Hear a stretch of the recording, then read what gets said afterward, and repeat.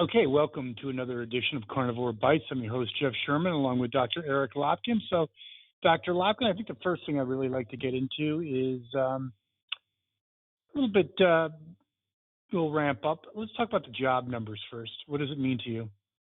Yeah, the ADP numbers came out with job growth almost non-existent. It was about 27,000 new jobs created.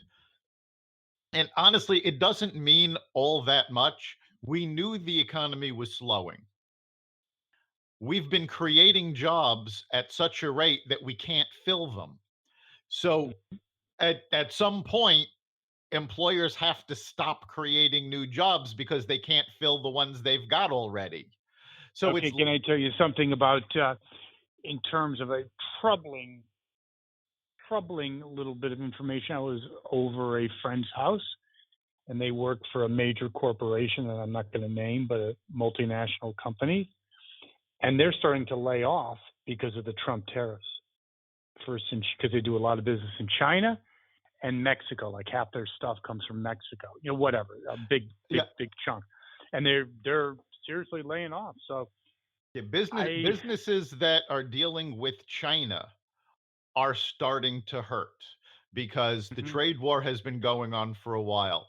Mexico, it depends on what goes on with the new tariffs.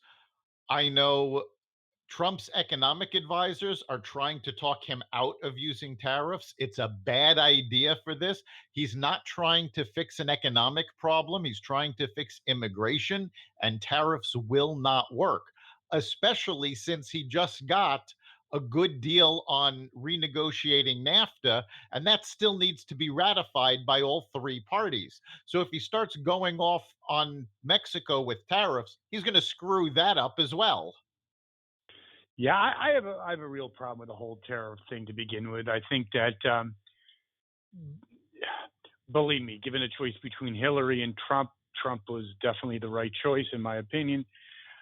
However, he is erratic, and the economy was going great, and he's somewhat self-destructive. So he's got to go full bore on China, which I think, I'm sorry, we have a little disagreement on this one. I think too much.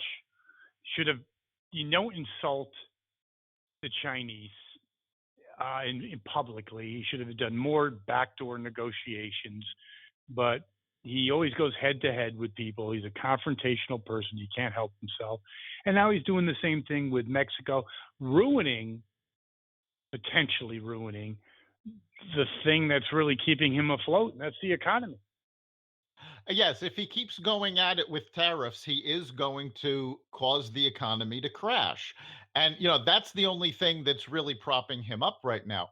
His big problem really seems to be he's falling back on his negotiation style from the art of the deal. Mm-hmm. The problem is with the art of the deal, it starts with an assumption that both sides want a deal to happen. That's not the case here. China doesn't care if they get a deal with us. Mexico doesn't care if they get a deal with us. So he doesn't have that to fall back on. They can just Well, I walk think they away. care. I think they care, but China's not stupid. They play the long game, and they know, okay, you want to mess with us, we can screw around with you. The rare metals, number one. Number two, they start calling in some of our debt. Number three, just play the waiting game, and Yes. there's a good chance that Trump might not be around. So um, yeah, I think that another problem with Trump is that he doesn't have any good advisors around him. There's no Jim Baker. There's no Well, no, person. he's got some good advisors. He's got Larry Kudlow on the economy. The problem is he's not listening to them. I think you might be right. Yeah, I think he never listens, and that's why people bail on him, because he just thinks he knows. So, in essence, yes, he is much better than what's out there in the Democrats and also Hillary Clinton. But he is self-destructive, and he better not press the explosion button on the economy. I think would be to his severe detriment. It would definitely be to his detriment. He does, however, now have a backstop because the Fed has come out and said if the economy slows more, they're going to lower interest rates to keep it going.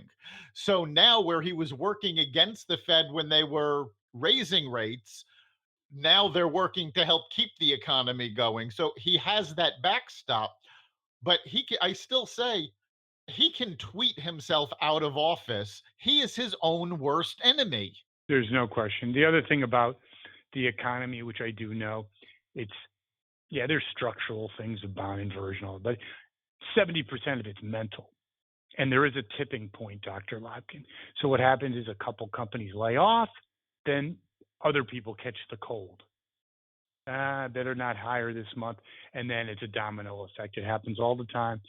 So Oh, absolutely. right now we're in a gray area. You don't know what's going to happen, but we'll see how this plays out. Very interesting. We'll see what's going on, in terms of, further development.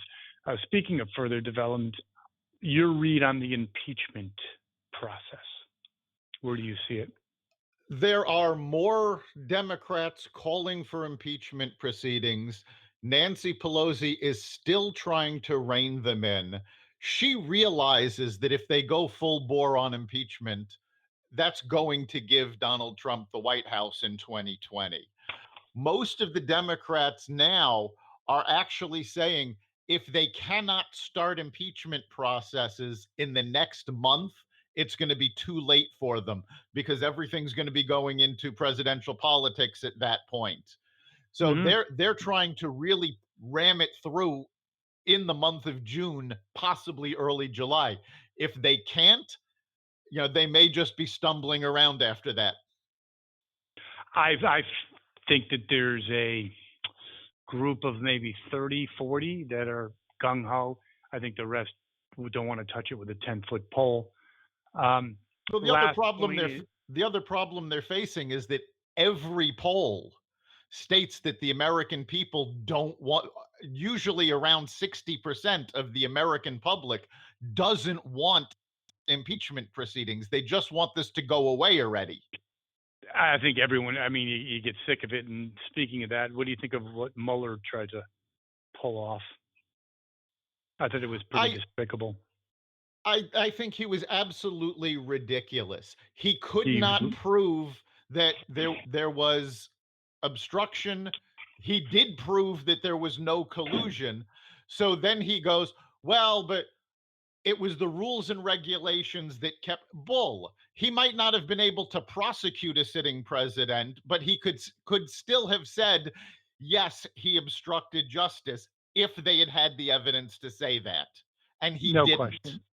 Yes, I think I've always felt about him just the way he is. He's an egotist, and he couldn't let it go, and that's what I really believe. Well, I don't know that it was a matter of him not letting it go. I think it was he did not want to have to testify in front of Congress, and they were pushing for that. So this was his way of getting out of it. Yeah, I still think he still wanted to move the ball forward. He could have been a lot more a lot more judicial in his approach, but he chose to go political. That's what I believe.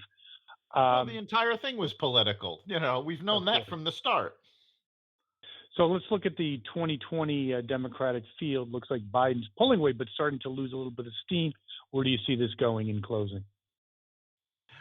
Honestly, I don't know where the Democratic field is going to go. They don't have a single candidate that's worth a damn right now.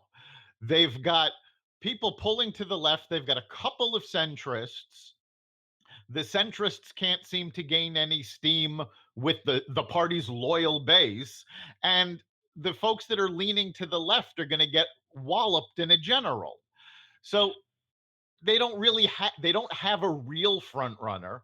And it would not surprise me if somebody suddenly distinguished themselves come next spring for the first time, right as the first caucuses are happening, and it's going to be somebody we haven't even heard of or seen. It could be. I think Biden is one of those paper tigers. I think that he was like the great savior, but he's really not energetic at all. he's got so much baggage. I don't see it happening. No, Biden is backed by the Democratic establishment, but he's got no big following. He doesn't excite the Democratic voters. So I mean, he's the front runner in terms of the establishment is throwing money at him, but so far there's nothing to say that he can even survive the primary. I would agree. Well, that concludes another edition of Carnivore Bites, Dr. Lopkin. See you next week. You've been listening to Carnivore Bites, part of the Exvadio podcast network. You can catch us every week at exvadio.com/podcasts, on the iHeartRadio app, the Apple Podcasts app, the iTunes Store, Spotify, and wherever you find podcasts. You can also catch us live every Friday at 4 on WESU FM 88.1.